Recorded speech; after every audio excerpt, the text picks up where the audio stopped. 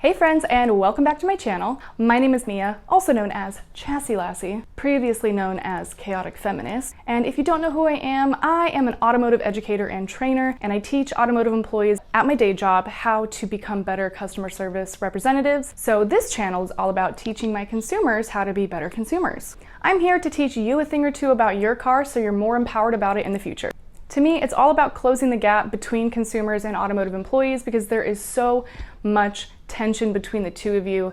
And since I've been on both sides of the equation, I want to bring you guys closer together. Yay! There really is such a stigma that customers suck and that automotive employees are liars and cheaters, okay? Did this used to be the reality of the situation? Maybe a little bit. But to me, I feel like customers are frustrated because they don't trust automotive employees, and automotive employees are frustrated because their customers don't trust them. So that's why I'm here. I'm here to empower you so you know what to expect when you go into the dealership or you go into the independent shop. This way you can really learn to start trusting the people at the shops and at the dealerships, or be able to sniff out the dishonest ones. So, let's do this.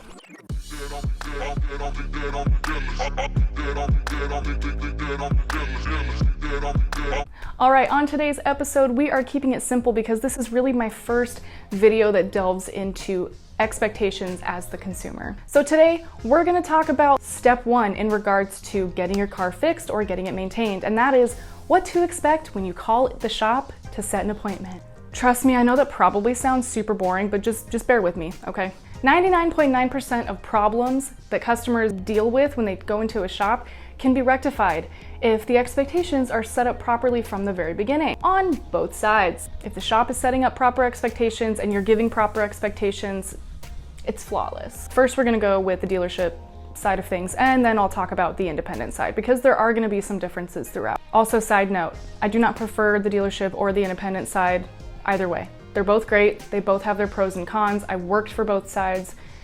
I don't care what you do, okay? And I will have a video in the future further explaining what those differences are. I don't really think I need to go into it right now, but I digress.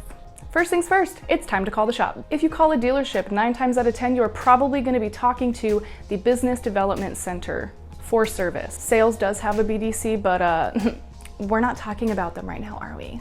Also, if you see a gnat flying around, I keep seeing it in my vision, and come back. Come here. I don't know what's going on. That thing has been flying around constantly. Hold on. Anyways, as I was saying, when you call a dealership, you are more than likely speaking to the Business Development Center. The Business Development Center for Service is the appointment scheduling department if we want to get really basic with it. They do a lot more than that, but that is the main priority of their job. So the first thing that I want you to know before you call in to make an appointment is promise times. A good rule of thumb for the consumer is if you're calling in to make a service appointment, do not ask what time your car is going to be done. That might sound harsh, but there are a couple reasons why I say this. The main reason is nobody has a crystal ball, okay? Nobody's gonna be able to tell you when your car is gonna be ready.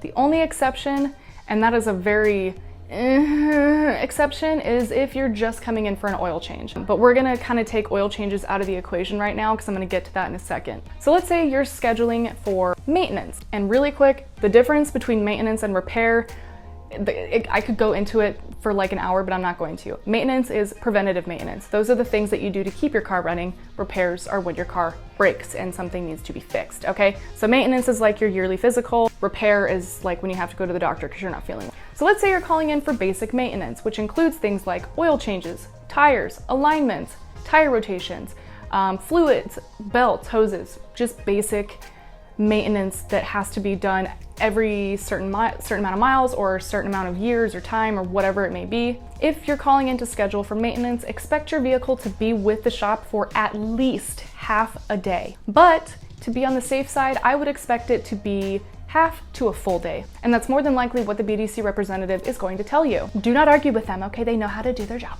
I'm kidding. You seem like a very nice person, so don't worry. This is why I do not recommend scheduling your effing car for any kind of maintenance or repair if you have plans that day. Just don't do it, okay? Don't do it. Well, Jimmy has a soccer tournament 2 hours after my scheduled appointment.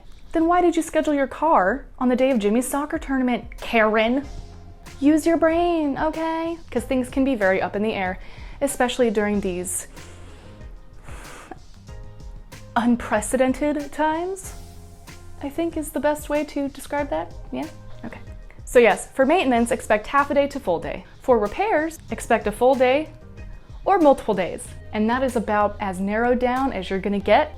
Cool. It's that simple. Oh, I'm gonna go back to number 1 really quick. Also, when scheduling your car for any kind of appointment, doesn't matter if it's an oil change or an engine replacement, please know that most shops are booked out at least 2 weeks in advance right now.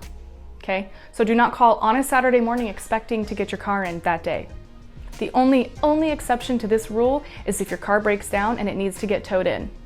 And if your car breaks down and it needs to get towed in, it's not gonna get looked at that day anyways, okay? Just expect that. That's just the norm. Please have your alternate transportation needs prepared ahead of time. What is alternate transportation? It's transportation that's alternative to your main transportation, because your main transportation is gonna be in the shop. She's gonna be busy getting her stuff fixed, worked on. Alternate transportation could be as simple as you walking home, or somebody giving you a ride, getting an Uber, getting a Lyft, or if you need a shuttle ride from the dealership, a loaner, a rental, whatever it may be, have that planned out ahead of time. That way you can let the BDC representative know on the phone, hey, I have a ride, we're all set there. And last but not least, the most important thing, well, there's a lot of important things, but one of the most important things that you can do to be better prepared for your appointment and to better prepare the BDC representative to schedule the proper appointment. My studio is haunted. It's 100% haunted. We could go into that later. The best thing that you can do to be prepared for your appointment and to better prepare the BDC rep to schedule the correct appointment is to have all of your vehicle information prepared when you call in. So this includes things like the year, make, and model, approximate mileage if you don't have the exact mileage, and the VIN number. The VIN number is the vehicle identification number. It's like your car's thumbprint, okay? It's like your car's thumbprint. Basically what this VIN number is going to do, it's going to let the advisor or the BDC representative know if there are any open recalls on your vehicle that they could potentially schedule at the same time as your service, or it will help them order the correct parts if anything has to be ordered ahead of time. So have your vehicle mileage, have your VIN number, and have the year, make, and model available. It's not have 2 out of the 3, have all 3 of those things. It's only going to make your appointment go much smoother, and it's going to make the drop-off process quicker and easier for you and the advisor. And that's going to be next week's video, what to expect when dropping off your car. Bonus tip, if you don't take your car to dealerships and you prefer independent shops, which is totally fine, everything on this list is pretty much the same. The only difference is that they probably don't have a BDC center or a BDC, and you're probably speaking directly to an advisor or even one of the technicians, depending on how that shop is set up. Another bonus piece of information, if you decide that you want to wait at the shop or the dealership for an oil change, that is perfectly fine. Most shops and dealerships do have it set up to where they can handle waiters, aka somebody who's waiting, but that's usually reserved for people who are getting oil changes. So if you're getting anything other than an oil change and you want to wait, it's probably not a good idea because you're gonna be there for a while. And if you are there for an oil change and you do want to wait, which like I said is perfectly fine, at the bare minimum, expect to be there for 45 minutes to an hour. And I know that some of you are already in the comments just being like, why? It takes 10 minutes to change oil. First of all, Karen, no they don't. I'm not getting into why that is incorrect. That is for a completely separate video. 45 minutes to an hour is the bare minimum that you can expect when you're waiting for an oil change, okay? So that goes back to what I said earlier. Do not schedule your car for any kind of appointment if you have shit to do, okay? Just don't do it. Anyways, I hope you guys enjoyed this video. I hope you took something out of it. I hope you learned something new, and I hope that next time you are not as scared to take your car into a shop, because studies show that people would rather go to the dentist or to the doctor than take their car in to get repaired. Freaking crazy to me, but here we are. If you found this video informational, helpful, useful, funny, whatever it may be, make sure you subscribe, hit the notification bell, go follow me on all of my socials, which will be in the description box below. And I will see you next week. Bye.